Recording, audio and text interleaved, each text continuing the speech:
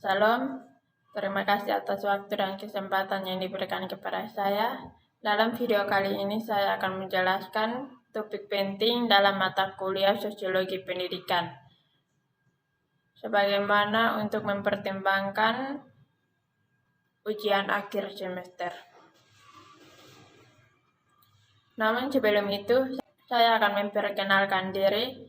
Nama lengkap saya Daryani Angestini Nohai dengan NIM 01-2019-02-64, kelas A semester 4, jurusan Pendidikan Agama Kristen dari Institut Agama Kristen Negeri Kupang. Dalam video kali ini saya akan menjelaskan topik penting dengan judul Hubungan Peserta Didik dalam Masyarakat. Alasan mengapa saya mengambil topik ini? Alasannya adalah untuk lebih mengetahui perkembangan pendidikan peserta didik yang bukan saja ada dalam lingkungan keluarga, tetapi juga ada dalam lingkungan masyarakat, di mana peserta didik akan lebih mempelajari banyak hal mengenai cara belajarnya dan juga pergaulannya. Apa saja latar belakangnya? Dilihat dari konsep pendidikan, masyarakat adalah sekumpulan orang dengan berbagai ragam kualitas diri yang tidak berpendidikan sampai dengan yang berpendidikan. Sementara itu dilihat dari lingkungan pendidikan, masyarakat disebut lingkungan non-formal yang memberikan pendidikan secara sengaja dan berencana kepada seluruh anggotanya tetapi tidak sistematis. Juga peserta didik adalah anggota masyarakat yang berusaha mengembangkan potensi diri melalui proses pembelajaran pada jalur pendidikan yang bersifat informal, bersifat non-formal, dan juga bersifat formal yang ada dalam jenjang pendidikan tertentu. Apa saja peran peserta didik dalam lingkungan masyarakat? Tentu dalam interaksi sosial, pelajar merupakan lapisan istimewa. Hal ini dikarenakan fungsi strategis pelajar, yaitu menyampaikan kebenaran, ada juga agen perubahan, dan sebagai generasi penerus masa depan. Di mana pelajar juga merupakan kalangan terdidik yang menjadi tumpuan serta harapan masyarakat di masa yang akan datang. Jadi dalam pengertiannya, masyarakat adalah sekelompok manusia yang terjalin erat karena sistem tertentu. Ada sistem tradisi, konvensi hukum yang sama, serta mengarah pada kehidupan yang kolektif, sistem masyarakat yang saling berhubungan antara satu manusia dengan manusia lainnya yang membentuk suatu kesatuan. Di mana pengertian masyarakat menurut para ahli, yang pertama yaitu Max Weber.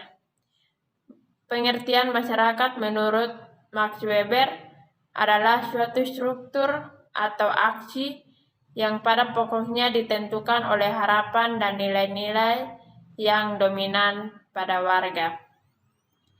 Yang kedua, menurut Paul B. Horton. Pengertian masyarakat menurut Paul B. Horton adalah sekumpulan manusia yang relatif mandiri dengan hidup bersama dalam jangka waktu yang cukup lama. Mereka mendiami suatu wilayah tertentu dengan memiliki kebudayaan yang sama dan sebagian sekelompok itu.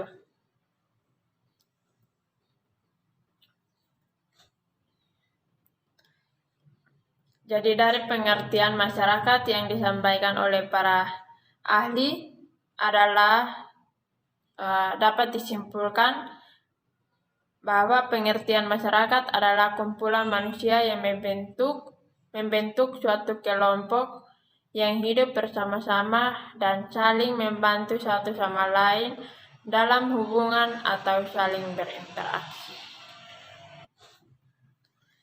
Yang berikut pengertian peserta didik.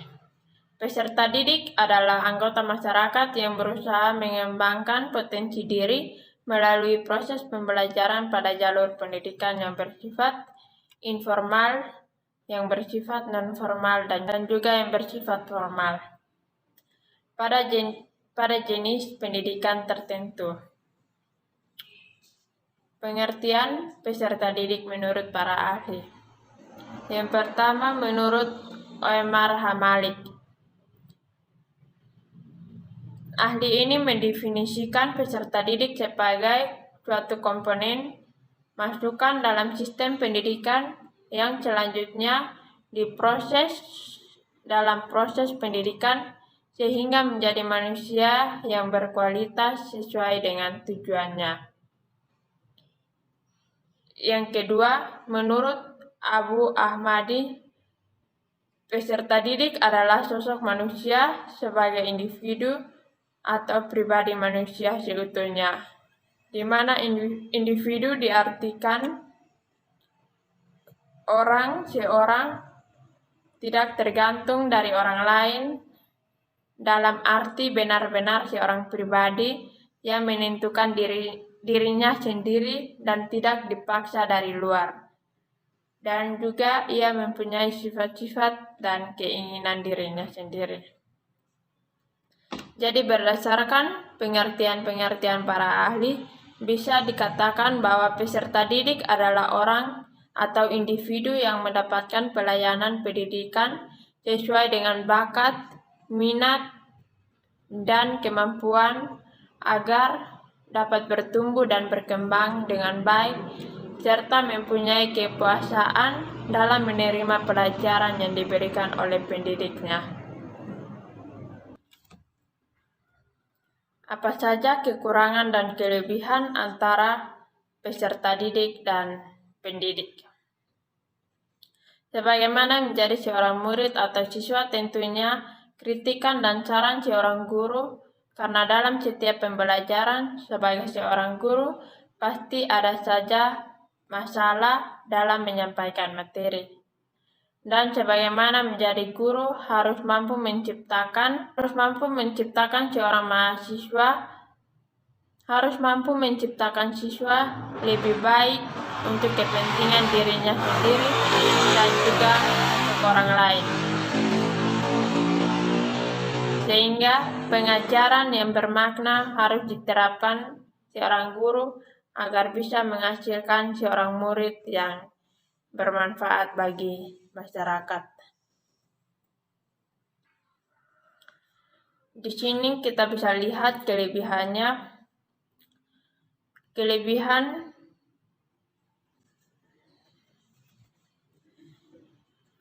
Kelebihan dan kekurangan antara pendidik dan peserta didik. Yang pertama, suasana kelas harus berjalan dengan tenang karena murid melakukan aktivitas yang sama sehingga guru dapat mengawasi murid sekaligus secara komprehensif. Yang kedua, tidak membutuhkan tenaga yang banyak, waktu yang lama, dan waktu yang singkat. Murid dapat menerima pelajaran sekaligus secara bersamaan. Yang ketiga, melatih para pelajar menggunakan pendengarannya dengan baik sehingga mereka dapat menangkap dan menyimpulkan isi ceramah dengan cepat dan tepat. Kekurangannya adalah interaksi cenderung yang bersifat sentret atau berpusat pada guru. Yang kedua, guru kurang dapat mengetahui dengan pasti sejauh mana siswa telah menguasai bahan ceramah. Yang ketiga, mungkin saja siswa memperoleh konsep-konsep lain yang berbeda dengan apa yang dimaksud oleh guru. Yang keempat, siswa kurang menangkap apa yang dimaksud oleh guru jika mengajar secara verbalisme. Yang kelima, guru lebih aktif sedang murid bersifat pasif.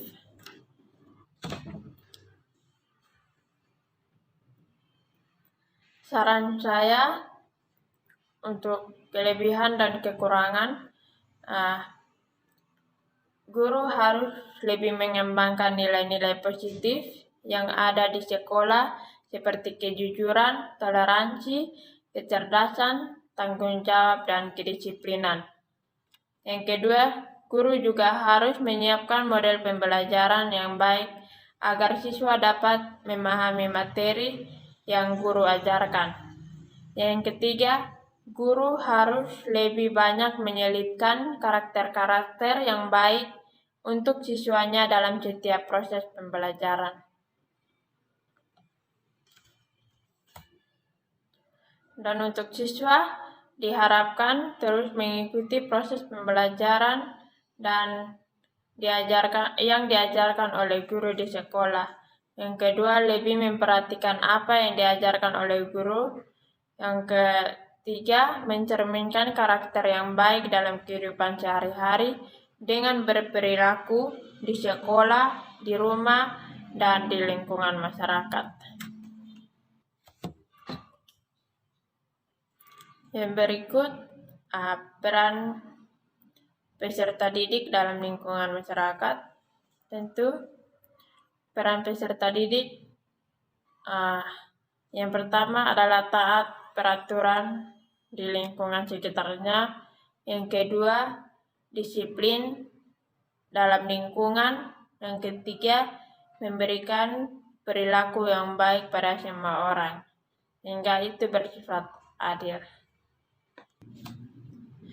Jadi, peran masyarakat dalam bagi peserta didik adalah sangat diperlukan untuk lebih mengupayakan atau lebih mengusahakan lingkungan yang baik agar dapat memberikan pengaruh yang positif pada peserta didik, sehingga peserta didik lebih belajar cara pergaulannya.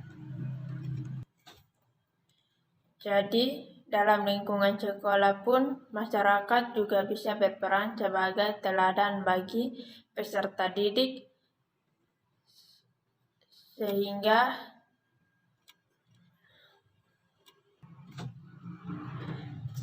menghasilkan akhlak yang berperan pada generasi penerus masa depan. Jadi, hubungan atau relevansi peserta didik dalam masyarakat dengan pendidikan agama Kristen adalah di mana peserta didik harus lebih mengenal Allah dan berkualitas untuk hidup di dalam masyarakat dan bangsa, dan menjadi manusia yang lebih berguna. Juga di mana peserta didik harus lebih meningkatkan pertumbuhan rohani untuk melakukan latihan-latihan spiritual dalam meningkatkan kapasitas rohani, sehingga belajar tentang pendidikan agama Kristen itu juga mempunyai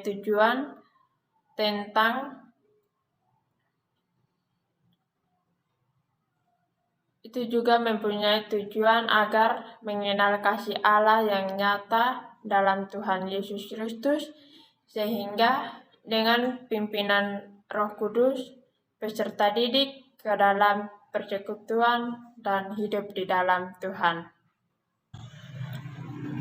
Baik, sekian dari penjelasan saya. Selamat mendengarkan, semoga bermanfaat. Tuhan Yesus memberkati. Terima kasih.